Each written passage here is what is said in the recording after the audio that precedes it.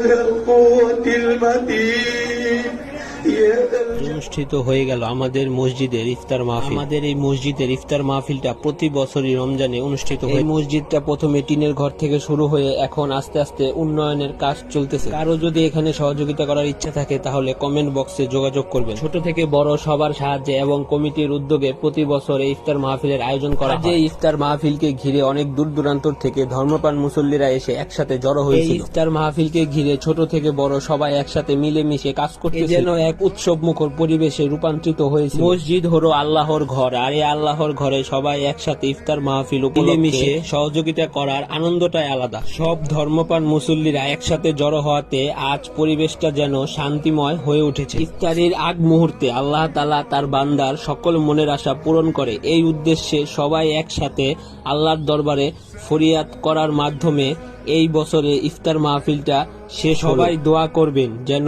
এই মসজিদের উন্নয়নের কাজটা খুব সুন্দরভাবে আল্লাহর রহমতে সুন্দর করে শেষ করতে পারে।